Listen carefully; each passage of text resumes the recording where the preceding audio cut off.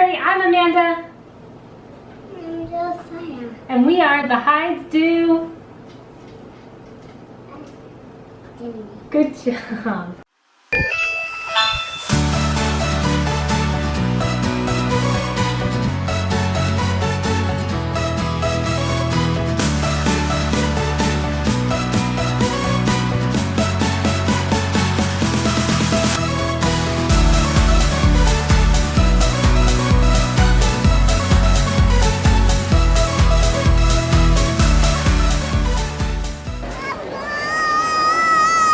Josiah, what are we gonna make today? We're gonna make cookies. Yeah, we're gonna make macarons today. No cookies, I said. Okay, we're gonna make cookies. So today we are going to make macarons. This is the first recipe that we've actually tested prior to filming. They came out really good, so I'm excited to make them for you guys today. We're just gonna make chocolate ones. These obviously are not leaving our kitchen because little hands. So let's just get right into it. So first, to make our ganache, we are going to put 2.5 ounces of chocolate chips, 2 ounces of heavy cream, half a teaspoon of vanilla, and 1 pinch of salt. Would you like to do 1 pinch of salt? Good job. Perfect. And then you're going to take that and you're going to put it in the microwave for about a minute. Once you take it out of the microwave, you're going to let it sit for 5 minutes, and then you are going to combine it so that it's a creamy consistency, and then put it in the refrigerator while you make the rest of your macarons. So next we are going to start with making the cookie part of our macaron by... Oh, okay, great job. By sifting together our dry ingredients, which are going to be 50 grams of almond flour, 114 grams of powdered sugar, 7 grams of chocolate, and then just a pinch of salt. And now we are going to sift it all together. So ready? Mommy will hold it and you turn it.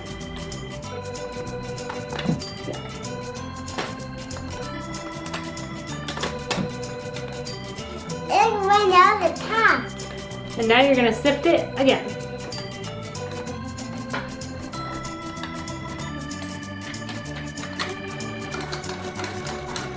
After you've sifted all of your dry ingredients together, you are going to put it into your little Ninja bullet or A Ninja bowl?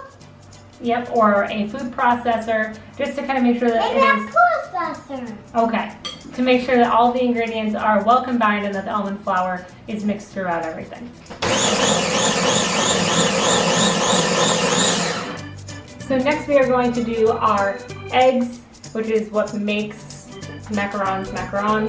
And so you're going to take 2 egg whites and you're gonna just start whipping them up. So you're just gonna let your eggs mix on low for a couple of minutes until they turn into that frothy, bubbly look there. And then you're gonna add in your sugar 1/3 at a time until all the sugar is combined.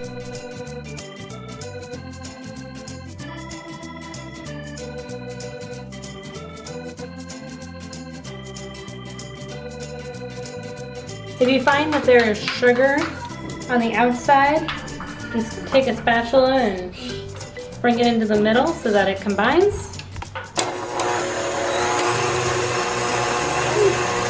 Once you see that there were lines forming on the surface while you're mixing, you're going to add in your cream of tartar. Mine has a little bit of sugar in it because little hands in the kitchen. And now you're just going to mix and mix and mix and mix and mix some more. Once it starts to form some soft peaks, that's when you're going to start adding in your half a teaspoon of vanilla, and then you're just going to mix and mix and mix until you see those stiff peaks form. Mommy's there. I'm going to baby on it. Okay, so that's what you're looking for with your stiff peaks. So we're going to put in 1/3 of our chocolate almond powdered sugar salt mix into our meringue here. That's the right term. And we're going to mix it. I'm going to show. Wait a minute here. Ready? You go around the side and in the middle. Around the side and in the middle. Around the side and in the middle. Where's the thing of it? Hey, where's the thing of it? I put it in the sink because it's dirty. Why? Why is it dirty? Because we used it, so it's dirty. Why?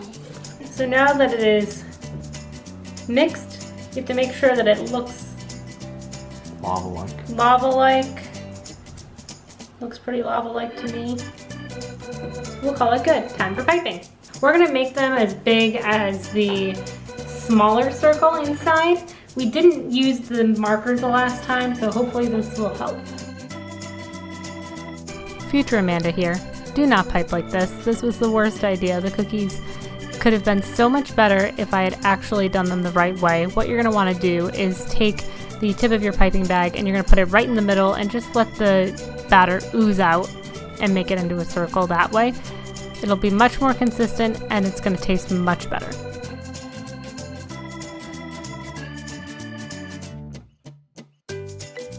At least about 5 inches up about 5 times.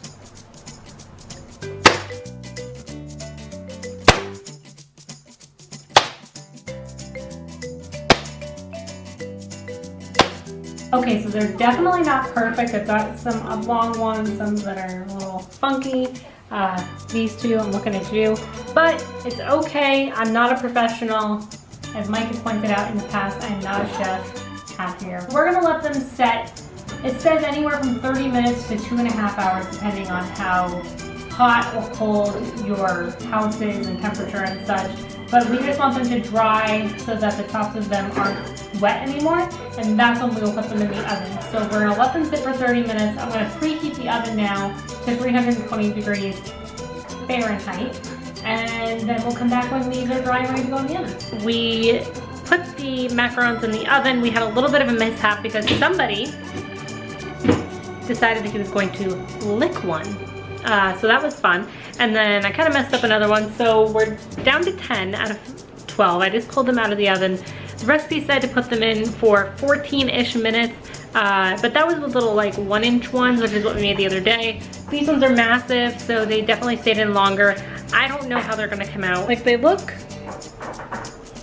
good, but they definitely don't have the big giant legs that the other ones did. So I'm kind of wanting to remake them and do the smaller ones, but we'll see. We'll see how these ones come out once they're off of the pan. So welcome back. Last time that I put a little snippet video, I think Mike is in the other room, he didn't even know I did it. I told you I wasn't sure how I felt about them, that we might scratch this whole video and try it again, and you never know the difference, but we're just gonna keep pushing forward.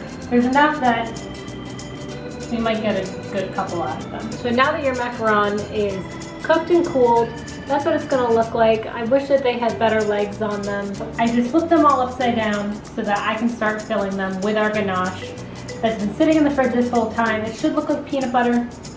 Looks pretty peanut buttery to me. There's no real science to it, is what I'm gonna say.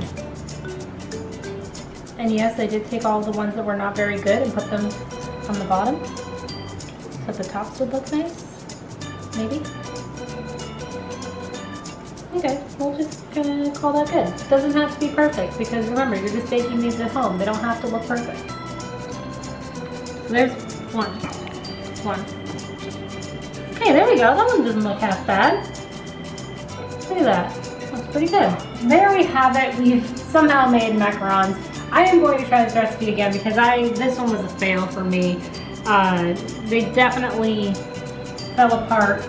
I definitely think the key is to make them smaller, not the bigger rings. So maybe you'll see another video of this in the future with a better outcome. What do you think, Mike? Should we do another video with a better outcome? Yeah, we should. And we should try some different flavors too. Yeah, We'll do some lemon ones. Yeah, so leave a comment down below what flavor of macaroni you want us to make next. And we will make those next in a future video that will come out a lot better and probably taste just as delicious because even though they don't look great, they still taste delicious. We should do a citrus swirl one.